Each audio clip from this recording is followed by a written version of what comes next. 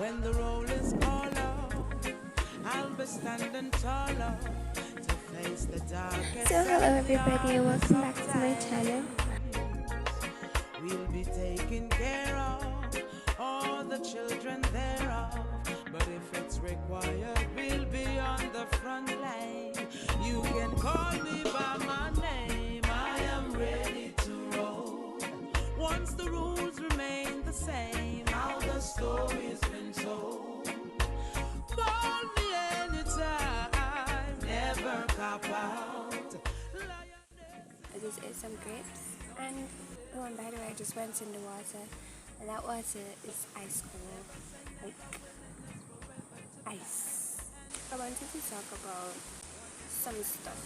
Okay, so I'm currently 30 weeks pregnant and I've just been observing parenthood and childhood out there in the world, like what's happening with the connections and so. So I remember writing this down, like I have a couple books I just write stuff in. So I remember writing this down one time I was coming from work. It was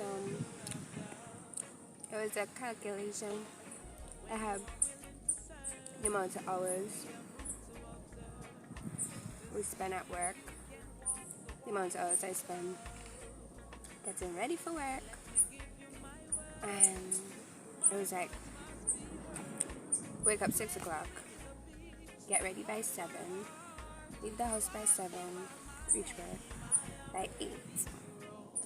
Now work from 8 to 5 o'clock or 2 o'clock, whatever time, and then get home by 6 or 7. And that was my whole day for work. Dedicated to, preparing for work and reaching home from work.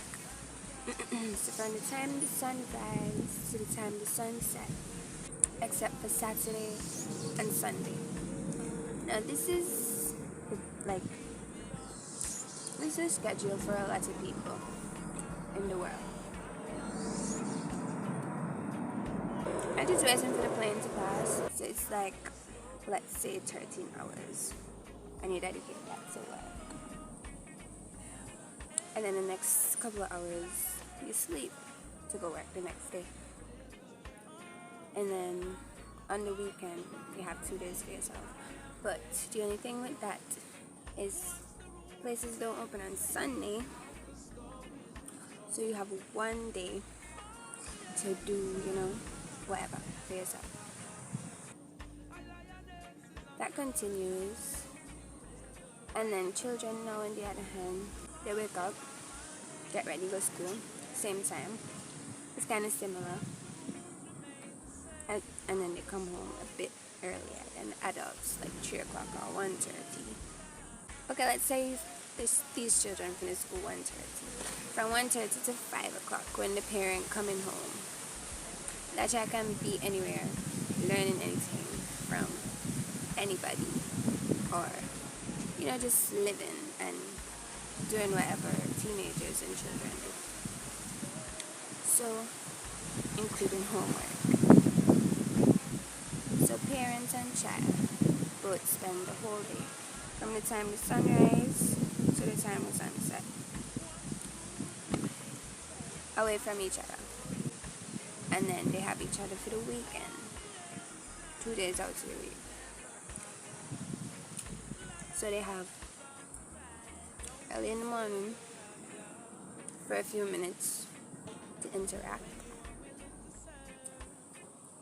before everybody go their separate ways at about 7 o'clock, because about 7 o'clock, if you observe, you'll see 7 o'clock Monday to Friday, you'll observe that everybody going to work, traffic tight, everybody going to school, traffic tight. So everybody out the house completely empty. And yeah, the house where the family is supposed to be empty for the whole day.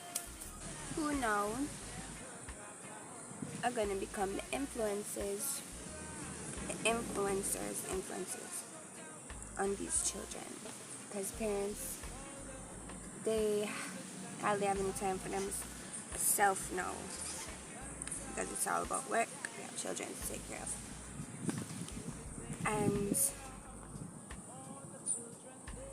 I mean, let's say these parents going through something emotionally, they will have to program themselves to not deal with and think about certain things during their day, so that they can be productive at whatever job they're doing. So if they feel down and they really want to cry, they have to eat a whole lot in, and then they still can't deal with it when they go home, because they don't want their children to see them cry in that state. So children, parents and children, like, that's already a fight down. Or also ramen, stuff like that, becoming self-sustainable. After these parents at work for the whole week, they get a paycheck at the end of the week. So in primary school, they give you 4 subjects: maths, English, social studies, and science. But they don't give you agriculture in primary school, actually. I don't know what they're doing now, but I'm talking about when I was in primary school. So they teach you everything else that you're not going to need, like a lot of fractions. So they learn fractions, they learn about CARICOM and these islands and this and that. And they learn about maybe parts of the flower. They learn to play the recorder. And they learn how to speak proper English. They don't teach that it would be beneficial in the future for you to be able to provide food for yourself. Food that can provide not only food, but if you're into selling and stuff like that, money. Teach you how to make a bed, how to make a bank, how to plant on that, how to water, how to plant fruit trees, how to do stuff like this. Because in that way, you can provide food for yourself. So you can eliminate a lot of stress. In secondary school, they give you the option of learning agriculture. It's not one of those mandatory subjects like maths, though. They love mathematics. It's not mandatory. It's just the way the system's set up. They want people to fail. Oh, and even this movie that I watched called Equals. It's like all of them were robots. They weren't robots, no, but they hardly had any emotion, hardly showed any emotion. They just wear white, their whole room white, and all the rooms look the same. All the jobs look boring, and everybody just low-key. But then a couple people start like realizing that this world is not what you don't feel natural. Like, they start having emotion. They start doing things that people say they shouldn't be doing, like out of the ordinary, out of the norm. And they say they have a syndrome called switched on syndrome. There's a couple stages, and apparently they say the last one is death. And it's like a subliminal message or whatever. Because it's like reality. That movie depicting a lot of real stuff, but just in a different way. I don't know much about homeschool and stuff like that, but lot of people don't, like, I don't know how their pricing go. I'm sure it's expensive unless you probably work towards going teacher training and becoming that specific profession just so that you can take care or teach your child from home to be closer to them. Now, people would have a lot of opinions about that, like in terms of, your child getting social, what do you call it, experiences and stuff like that, and having school friends and stuff like that.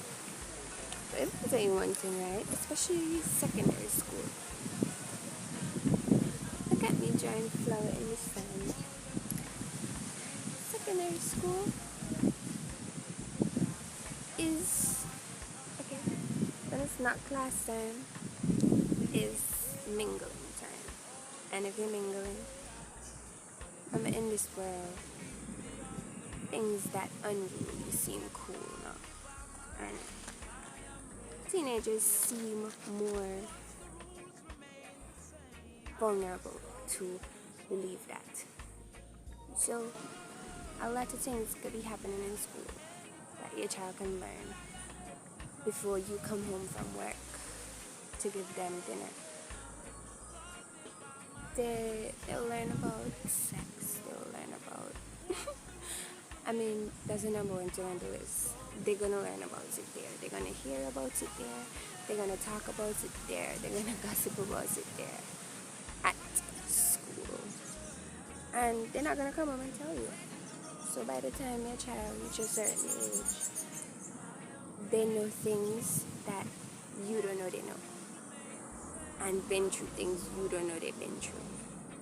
And it takes me off when I hear people say teenagers don't have nothing to stress about. Is their life free or something? Is a bird right there. That was just a little bit of what I was thinking about today. And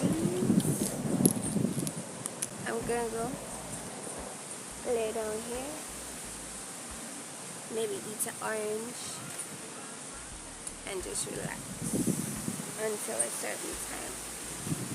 So if you watch this video to the end, thank you for watching, and I will see you in my next video where I will be talking about I don't know what.